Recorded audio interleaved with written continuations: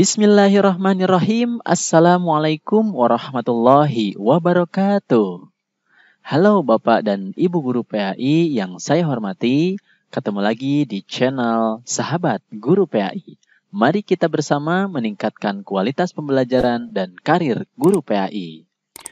Baik Bapak Ibu Guru semuanya, di video kali ini kita akan melanjutkan pembahasan kisi-kisi pretest PPG PAI tahun 2022.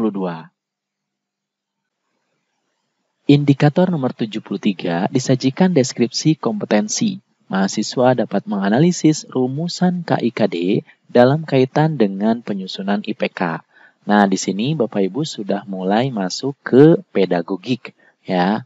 Jadi Bapak Ibu juga harus tahu tentang konsep-konsep dalam pembelajaran. Nah, bagaimana contoh soalnya? Kita lihat contoh soalnya, indikator pencapaian kompetensi secara otomatis berfungsi sebagai pengarah proses pembelajaran akan dilaksanakan. Dalam proses analisis indikator pencapaian kompetensi, ada beberapa hal yang harus diperhatikan, kecuali, nah ini yang harus diperhatikan dalam analisis indikator pencapaian kompetensi. Apakah A, indikator dirumuskan dari KD? B, menggunakan kata kerja operasional yang dapat diukur. C, indikator dirumuskan dalam kalimat yang simpel, jelas, dan mudah dipahami. D, tidak menggunakan kata yang bermakna ganda. Atau E, boleh mengandung lebih dari satu tindakan dan materi. Nah, kira-kira apa nih jawabannya Bapak Ibu untuk penyusunan IPK? Mana yang harus diperhatikan? Kecuali, ya, kecualinya yang mana? Oke, kalau sudah tahu jawabannya, tulis di kolom komentar ya. Oke, kita akan coba bahas tentang penyusunan IPK ini. Nah, ini indikator pencapaian kompetensi. Ya, pengertiannya, kompetensi adalah kewenangan dan kecakapan. Ya, nah, sasaran yang ingin dicapai dari konsep kompetensi yaitu perilaku, keterampilan, dan pengetahuan. Jadi ada 3 ya. Jadi ada perilaku, yaitu sikapnya.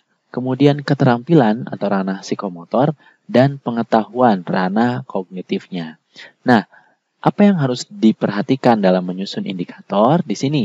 Pertama, indikator dirumuskan dari KD atau kompetensi dasar. Ya, jadi indikator ini adalah turunan dari kompetensi dasar. Kemudian yang kedua, menggunakan kata kerja operasional yang dapat diukur. Nah, jadi yang namanya indikator itu harus dapat diukur. Ya, itulah kenapa indikator pencapaian kompetensi ini menggunakan kata kerja operasional karena harus dapat diukur. Ya. Kemudian yang ketiga, indikator dirumuskan dalam kalimat yang simpel, jelas, dan mudah dipahami. Tidak boleh ada makna ganda lagi ya di sini. Nah, di sini yang nomor 4 tidak menggunakan kata yang bermakna ganda. Jadi tidak boleh ada kata-kata yang ambigu. Ya, ini harus simple, jelas, dan mudah dipahami. Nah, yang kelima, hanya mengandung satu tindakan dan satu materi. Nah, jadi IPK atau indikator pencapaian kompetensi itu harus mengandung satu tindakan dan satu materi saja, tidak boleh lebih.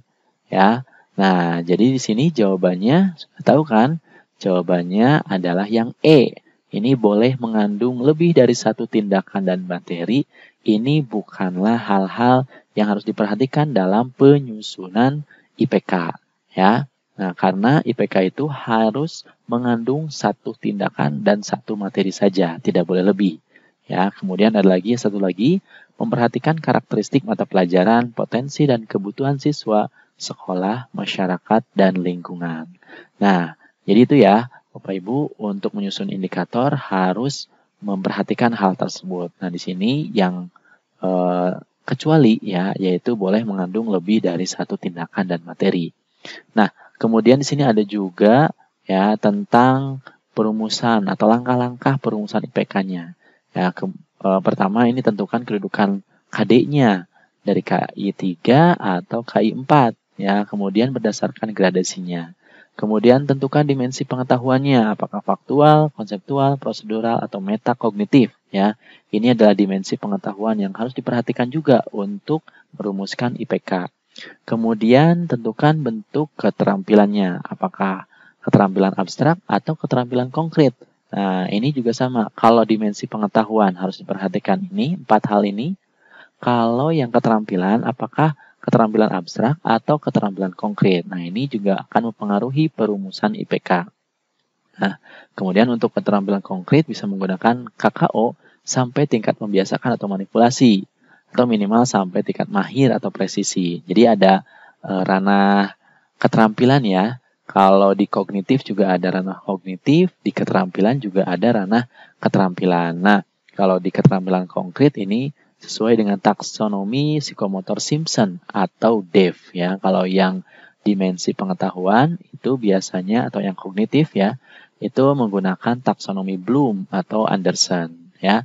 Terus ada juga ini rumusan IPK pada setiap KD dari KI 3 dan KD dari KI 4 minimal memiliki 2 indikator. Jadi jangan hanya 1 indikator ya. Minimal ada 2 indikator. Kalau ada di level tinggi, level 2 misalkan, atau kognitifnya level C2 atau C3, maka harus ada tanjakannya dulu. Maksudnya harus ada C1-nya dulu, baru ada C2-nya. Atau kalau di C3, boleh C1, C2, baru C3. Itu untuk mendapatkan IPK yang sesuai dengan level kognitifnya. Jadi itu ya Bapak Ibu, harus tahu tentang bagaimana cara perumusan atau penyusunan IPK. Baik Bapak Ibu guru PAI semuanya, untuk video kali ini dicukupkan dulu sampai di sini. Ya, untuk kisi-kisi soal dan pembahasan materi berikutnya itu akan disampaikan di video berikutnya. Jadi jangan lupa untuk like dan subscribe video ini supaya Bapak Ibu bisa mendapatkan update video yang terbaru. Terima kasih atas perhatiannya dan mohon maaf jika ada kesalahan. Billahi taufiq wal hidayah. Wassalamualaikum warahmatullahi wabarakatuh.